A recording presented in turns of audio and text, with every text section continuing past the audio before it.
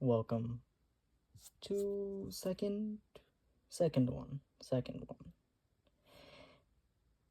Now, it might not look like a lot considering it has been like what, a day, a day and a half, but I have a lot more plans just not written out. So, I started on the first main character, first of potentially many. And this one will be learning from my mistakes because I typically don't plan out much.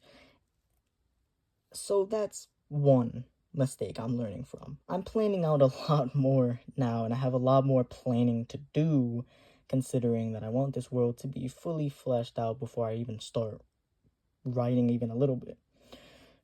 Now, it's also learning from my mistakes because I've never really done this before. I'm kind of just doing this for me, and well, I mean, obviously there's gonna be changes because so far, first one was not even decent quality. It was less than decent. It was terrible. But this will hopefully be way better. Now, first of potentially many main characters, main characters. There's no S there. Not my problem. Uh, Corvus Delethio. That's his full name. Corvus. It's a guy. Delethio, last name. He is an average guy, average family, average everything. I mean, he's pretty much just the average guy. He has, I haven't thought about it, but I think he'll probably have multiple siblings, not just one. I assume he'll probably have like maybe like two sisters and a brother, maybe like a sister and a brother. Sister and a brother's a bit boring. I mean, I always do sister and brother because it's good to have the brother sister and sort of relationship no matter which way you're going. But I also don't want that. Now I think having we'll figure it out. I'll figure it out. And the parents will be friends with higher ups mainly because the siblings will be sort of their own people, really. They all will come from a family that makes pretty solid children, I guess. The parents' backstories will probably be that they are kind of just normal, and if not normal, then they come from some sort of soldier sort of past or some type of past like that. And the kids of the parents, so Corvus's siblings, way more confusing than it has to be, will those kids will be, like commanders and stuff like that, just so I can have a good character with Corvus and him being sort of wanting to live up to it, but also not really having the confidence in himself to do it, and seeing his siblings as like these immortal almighty figures. But we'll get into that. He is proud of himself in a way because he's proud that he's been able to make it as far, but he does feel underqualified for being anything above just your average soldier. And the start of the book, since I love writing the start of a book with a bit of a fun little thing in there, the start will be him running from something terrifying. I have an idea for what that terrifying thing is, but I'm not going to write it here because obviously, spoilers? Nobody's watching this, but spoilers if anybody does ever watch this. So he will be a mid-level soldier of some kind. I assume he'll be like a sort of like just like your average soldier, like nothing special, nothing unique, just kind of like your average soldier with expectations placed upon him by his peers and by the higher ups because of his family. And he will be out on a rescue mission of some kind. Haven't thought what the rescue mission will be, but I assume it'll be rescuing somebody of relatively high importance, just because my idea is Corvus goes out with a group of group of soldiers that are a bit more proven amongst their peers and amongst other sort of squadrons because of the fact that Corvus comes from a proven family. And he will get messed up. I don't know how messed up. I mean, it's typical to have, like, he misses an eye, he's losing an eye now, or he has no arm or something. I don't want it to be super typical like that, but I do want him to get pretty messed up just because it sets the tone for the fact that his story won't be an easy one, for him at least. His character, his actual personality, he will have good manners. He will have pretty uncensored humor because as time goes on, he'll be living a lot more on the streets and on the road rather than being. He'll develop a more uncensored sort of humor because of his circumstances throughout the story. But he will have good manners because he does come from a well-off sort of family, and he will be kind because you have to have a kind character in there. He will have short, dark brown hair because he has to be average. He will have a regular soldier's armor, whatever that looks like. I have no idea where he'll be from or any kingdoms that are going to be here. He will have a sort of crooked nose because and missing teeth because he will the story is basically he gets into fights sometimes with people, not only sparring but also people just don't like him because they feel he's only in the position he's in because of his family. Pretty simple, basic story. He'll be 5'10" or 6'1". Not really a necessary thing to add there, his height, but I do think it makes sense for him to be relatively taller than your average person. And I blocked this out with my pen because you don't need to see that because spoilers. Now enough character talk of Corvus. I have plans for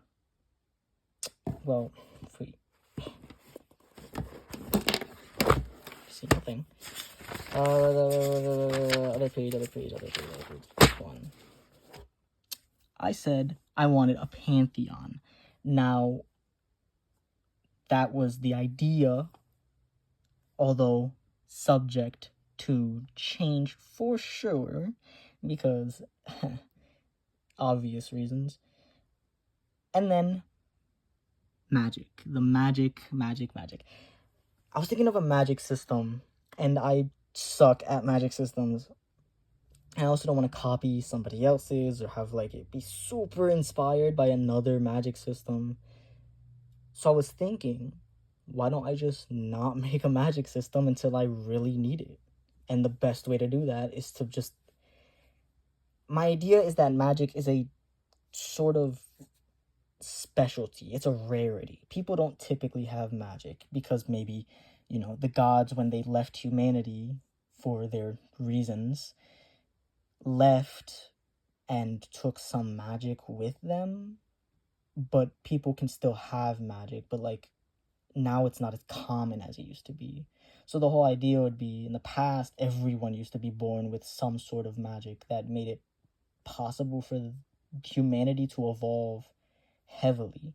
When the gods left, a lot of those higher up civilizations sort of fell because of the fact that people were not having magic anymore. And the people who do have magic are starting to die after a few decades due to age and other shit. So the idea for the magic would be, not everyone's born with magic. Barely anyone's born with magic. Those who are born with magic have one of three possible outcomes. They work for somebody higher up in the world, like a king or some sort of nobility or some sort of council or something, and work for them for money, for status, for knowledge, for getting stronger, whatever. The second way their life could go is they're not born with immense power. Not every person who uses magic is going to be someone that's ultra powerful and super dangerous, can level a city. It's going to be somebody who's normal, typical person, except they have magic. So they'll use their magic to wash clothes, to you know, create fires, make lamps and stuff. You know, like they're not powerful, but they do still have magic, which does benefit society in smaller but still just as useful ways. And then the third option is people who have magic but go crazy with the magic that they have, because not everyone who has magic is able to really handle the magic. So that would be the idea for like the ways people can be. For magic systems, however, the ideal would be that characters throughout the story, possibly a main character, like a POV character, will have magic of some kind. And everyone that has magic sort of has their own belief for how magic really works in the world. Because the gods are gone, so there should be no magic, but there somehow is still magic. So somebody will think that there's a god still out there lending magic to people. Some will believe that blood is like the focal point of magic itself, and that there's power in blood. Some will believe it comes from the planet itself, the center of the planet. Some will believe nature brings magic. Some will believe that it just happens. And some won't even believe in magic, maybe, you know? Maybe some will just think that it's some sort of lie, some sort of false sense of hope in a world that no longer lives with magic. The actual power system, magic system, whatever, I have no idea. I suck at doing magic systems, but I do like magic for fights. They make fight scenes so much cooler. And also for a character to not have magic yet still fight somebody who does have magic. I mean, oh yes, like I love that because it's perfect underdog story. Somebody who's naturally underqualified to fight, somebody who's underpowered, going against somebody who was born with power. It just works beautifully. Now, when it comes to other main other main character, there's nothing here because I haven't ran it yet. But the idea would be basically just character 2, if there is another main character. I still haven't really figured that out yet, but if there is another main character, it would be a woman, and they wouldn't get with Corvus. Like, no relationship between the main characters, because that is too tropey. Not like the rest of this isn't going to be tropey, but I want a main character that's a woman, and I want her to be sort of old. Well, not old, not like 60s, but like, you know, 45 years old, 50 years old, sort of retired, not really in her own scene, not really trying to fight anyone. But eventually people from her past, her old friends, her old group, comes to fight her for some reason. She doesn't know who told them where she was. She doesn't know why they're doing it. And she'll basically go on an adventure of trying to figure out why her old crew is coming after her, who sent them after her, if anyone did send them after her.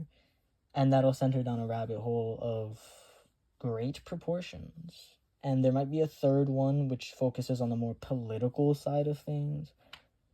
But I'm not really a massive fan of political writing, so I might do a character that's just like, just fucks around all the time, but is also like really good at their job. Like somebody who's impossible to get rid of, but at the same time, they're also impossible to deal with. They just like fuck off. They're always late to meetings. They don't really give a shit about anything or anyone, have no respect for authority, but they're also really smart and really good at what they do, so they can't really get rid of them. I will write out more, so by the next time, there will be way more here. I hope. I hope I don't give up on this, because I don't want to. Now, that's it. That's it. You don't gotta be here anymore, gang. You could leave, or you could stay. I don't know what I'm doing. Thank you if you have watched, if anyone is here. And, well, that's kind of it. Have a nice rest of your day, and thank you if anyone is watching this, or if it's me in 10 years, depressed that I never succeeded. Who knows? Bye. Bye-bye.